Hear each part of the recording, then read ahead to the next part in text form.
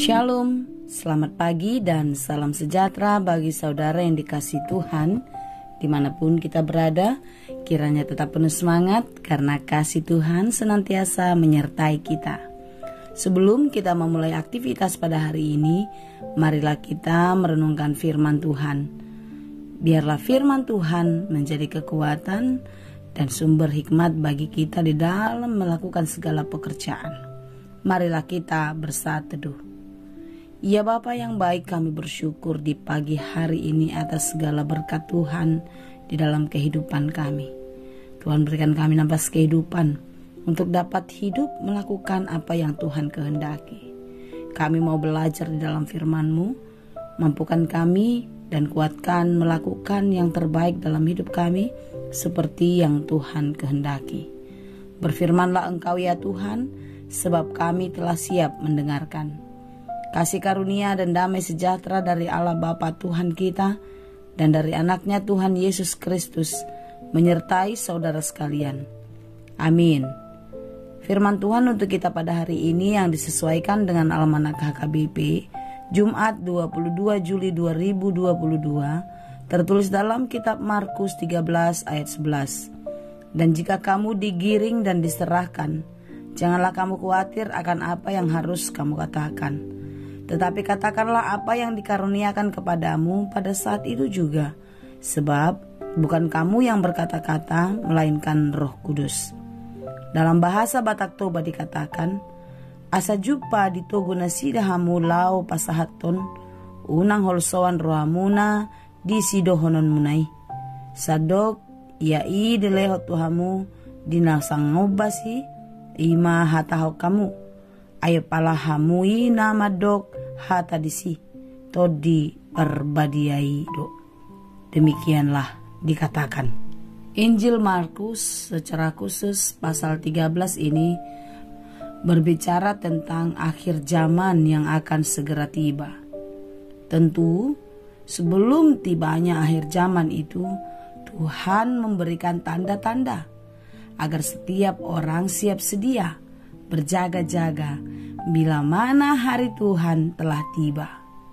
Tuhan menginginkan setiap kita hendaknya selamat dan sampai ke rumah Bapa di surga.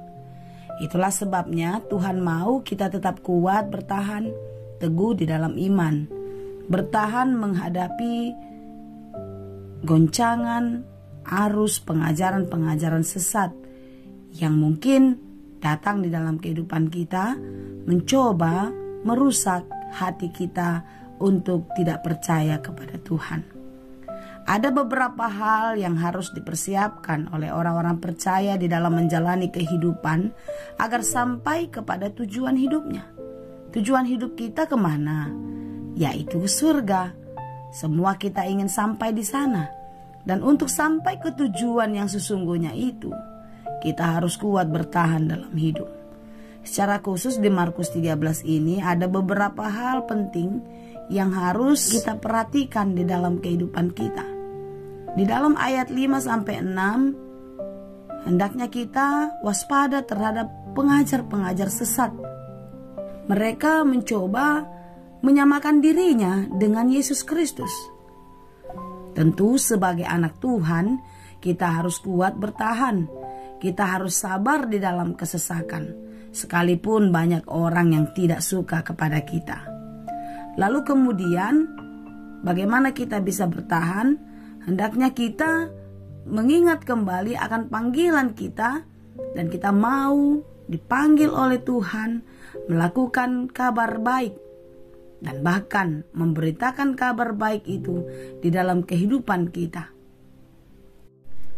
Jadi kabar baik itu tidak berhenti hanya sampai di diri kita saja. Kita harus menjadi pemberita-pemberita kabar baik, kabar kesukaan, yaitu firman Tuhan kepada semua orang. Bagaimana kita untuk tetap bertahan? Tentu kita harus hidup di dalam iman kepada Tuhan. Kita percaya penyertaan Tuhan di dalam Roh Kudus tidak akan pernah meninggalkan kita. Dan Roh Kudus juga memberikan kemampuan bagi kita untuk tetap kuat bertahan. Dan kita dimampukan untuk bisa mengatasi banyak persoalan. Saudara-saudara yang dikasihi Tuhan, akhir zaman belum tiba, tetapi ciri-ciri atau tanda-tandanya sudah ada di dalam kehidupan nyata. Secara khusus di dalam Markus 13 ini dikatakan adanya muncul banyak pengajar sesat yang memakai nama Yesus dan mengaku-mengaku dirinya sebagai juru selamat. Lalu yang kedua, ada perang di mana-mana dikatakan. Yang ketiga, kelaparan, gempa bumi yang membuat umat manusia menderita. Lalu yang keempat, Injil diberitakan dan didengar oleh semua bangsa. Saudara-saudara, kita lihat hari lepas hari semakin banyak orang pintar. Dia menganggap dirinya lebih hebat dari Tuhan. Sehingga banyak orang yang memutarbalikkan fakta, menunjukkan kebenaran diri dan tidak percaya kepada Tuhan. Semakin banyak orang yang menderita, orang miskin, yatim piatu, yang tersesat dan lain sebagainya. Itu bisa kita lihat. Terjadi keributan di mana-mana.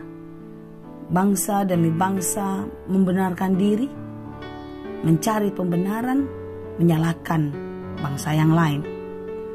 Seorang dengan yang lain menganggap diri lebih hebat, diri lebih suci dibanding orang lain.